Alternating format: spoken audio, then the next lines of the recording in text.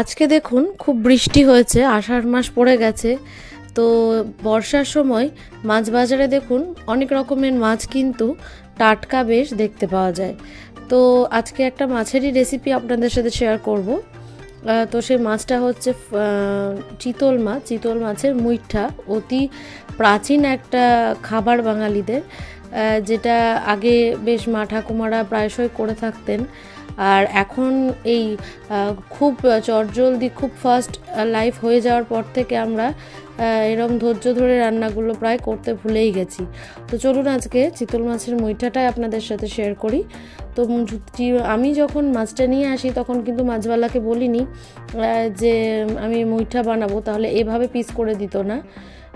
তো এটা মাছের যে অন্য কোনো কালিয়া বা ঝোলের রেসিপি করলে যেরকম কাটে সেরকমভাবেই কেটে দিয়েছে। আমার একটু করতে অসুবিধেই হচ্ছে। তো এইভাবে আমাকে কাঁচা মাছটাকে কিন্তু কাটা থেকে মাছগুলোকে ছাড়িয়ে নিতে হবে কুড়ে কুড়ে। এইভাবে চামচ দিয়ে আপনারা বাড়িতে কুড়বেন। আর মাছের যেদিন মুইঠা বানাবেন সেদিন মাছওয়ালাকে বলে দেবেন যে আমি মুইঠার জন্যই মাছটা নিচ্ছি পার্টিকুলার, তাহলে ওরা কী করবে, পেটির দিক থেকে একটা ফিলে দেবে। তো এই যে দেখুন আমি মাছটা যতটা সম্ভব এভাবে করে নিয়েছি, অনেকটা সময় লেগেছে। যাতে কাটা না থাকে সেটা কিন্তু লক্ষ্য করতে হবে। তো দু একটা কাটা থাকলে ফেলে দিতে হবে। এবার এর মধ্যে আমি দেব পেঁয়াজ, রসুন, আদা আর কাঁচা লঙ্কা একসাথে পেস্ট করা আছে, সেটাই একটুখানি এই কাঁচা মাছের কোড়াটাতে আমি অ্যাড করব। এর মধ্যে দেব সামান্য পরিমাণে হলুদ আর সামান্য পরিমাণে লবণ দিয়ে এটাকে মেখে নেব। খুব ভালো করে মাখতে হবে যাতে মশলা আর মাছ আর হলুদ এগুলো একসাথে একদম মিলেমিশে যায়, বুঝতে পারা না যায় যেন এখানে কিছুটা হলুদ থাকলো ওখানে কিছুটা মশলা থাকলো, সেগুলো মুখে পড়লে বড্ড বেজায় খারাপ লাগবে। তো দেখুন এখানটা আমি ভালো করে, যেমন আমরা আলু মাখি যে কোনো আলুর চপ বা কোনো করতে গেলে সেখানে যেরকম করে কাটি, আর যদি এক আধটা কাটা পাওয়া যায় এভাবে আপনারা ফেলে দেওয়ার চেষ্টা করবেন। যে এইভাবে ওই কাটাগুলো বেরোতো না যদি আমি ওরকম ফিলে নিয়ে আসতাম। তো যাই হোক, এই ভুলটা আপনারা করবেন না। তো এইভাবে দেখুন আমি খুব ভালোভাবে স্ম্যাশ করে নিয়েছি। এবার এগুলোকে একটা আকার দেওয়ার পালা। মুইঠা যেরকম আকার হয় হাতে করে এরকমভাবে গোল গোল করে নিয়ে একটু লম্বা আকারের আঙুলে চাপ দিয়ে আঙুলের দাগগুলো থাকবে, সেগুলো হচ্ছে মুইঠার এটা আকার। আপনারা চাইলে এর থেকে বড়ও করতে পারেন, কিন্তু আমি একটু মাঝারি সাইজের নিয়েছি, খুব ছোট না খুব মোটাও না। তো মুইঠাটা এইভাবে করে নেওয়ার পরে দেখুন আমার মাছ অনুপাতে কটা হয়েছে, আপনাদের মাছের পরিমাণ অনুপাতে সেটা হবে। এখানে আমি একটু জল নিয়েছি, সেটাকে গরম করতে দেবো, গরম জল। তার মধ্যে ফেলে দেবো খানিকটা নুন। জলটা এই জন্যই নেওয়া কারণ মুইঠাগুলোকে গরম নুন জলে এটাকে ফোটাতে হবে। তো মুইঠা এইভাবে আপনারা কিভাবে বাড়িতে চিতল মাছের মুইঠা করেন আমার সাথে রেসিপিটা অবশ্যই শেয়ার করবেন। আর আমারটা কেমন লাগলো খেয়ে সেটা আমায় জানাবেন। এই যে টকবক করে দেখুন নুন জলটা ফুটছে। এবার আমি ওই চিতল মাছের মুইঠা যেগুলো আকার করে রেখেছি সেইটা আমি মাছের যে মুইঠা আকার করে রেখেছি সেগুলো আস্তে আস্তে এই গরম জলের মধ্যে কিন্তু ছাড়বো। কখনোই ঠান্ডা জলে দেবেন না, ছেড়ে যেতে পারে। তো গরম জলেই দিতে হবে এবং এটা অবশ্যই নুন জল। আগে আমি কিন্তু নুন আর অ্যাড করিনি। তো আপনারা যদি ব্যালেন্স করতে পারেন তাহলে মাছের মধ্যে খানিকটা জলের মধ্যে খানিকটা, সেটা আপনাদের ইচ্ছে মতো করবেন। আমি এখানে শুধু গরম জলের মধ্যেই নুনটা দিয়েছি। তো এবার এটাকে আমি স্লো ফ্লেম করে ঢাকা দিয়ে দেবো। তাতে কি হবে, মাছটা সেদ্ধও হবে এবং নুনটা আস্তে আস্তে মাছের মধ্যে ঢুকবে। মাছটা সেদ্ধ হওয়াটা কিন্তু খুব দরকার। তো এইভাবে আমি 5 মিনিট মতন এটাকে ফুটতে দেবো। এবার 5 মিনিট হয়ে গেছে। এবার আমি এটাকে ঢাকাটাকে খুলবো। দেখুন কি সুন্দর একটা মাছের যে লাল একটা কালার ছিল কাঁচা, সেই কালারটা চলে গিয়ে বেশ সাদা সাদা হয়ে গেছে, মানে পুরোটাই কিন্তু বয়েল হয়েছে, খুব ভালো সেদ্ধ হয়েছে। এবার আমি এগুলোকে জল থেকে ছেঁকে ছেঁকে একটা প্লেটে তুলে নেব। বিশ্বাস করুন এই যে যখন ঢাকাটা খুললাম তখন একটা অদ্ভুত সুন্দর গন্ধ বেরোচ্ছিল। এই যে রসুন, আদা, লঙ্কা সব কিছু দিয়ে মাছটা রেখে দেওয়া হয়েছে, তো খুব সুন্দর একটা গন্ধ বেরোচ্ছিলো। এবার আমি এখানটায় জলটা ফেলে দিয়ে শুকনো কড়াই করে তার মধ্যে একটু সর্ষের তেল দিয়েছি। তেলটা খুব একটা বেশি দিইনি কারণ আমার মাছের পরিমাণটা খুব কম।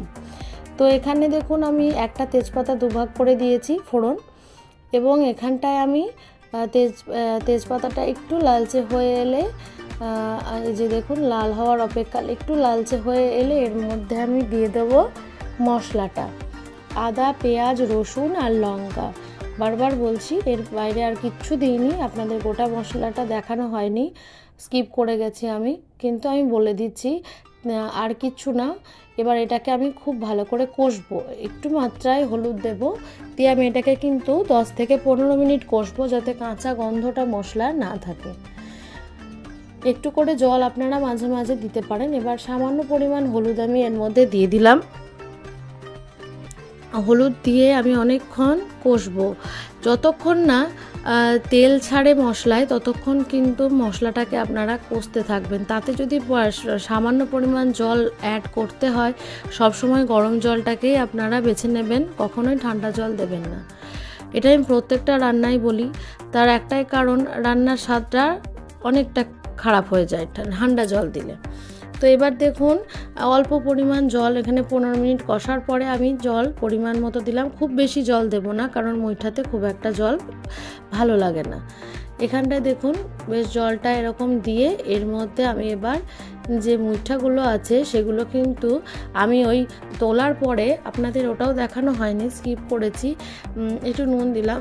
ওই মুইঠাগুলোকে কিন্তু জলে সেদ্ধ করার পরে তুলে রেখে একটু সতে করে নেবেন, মানে তেলে একটু ভেজে নেবেন, তাহলে কি হয় চিতল মাছের মুইঠার টেস্টটা বজায় থাকে।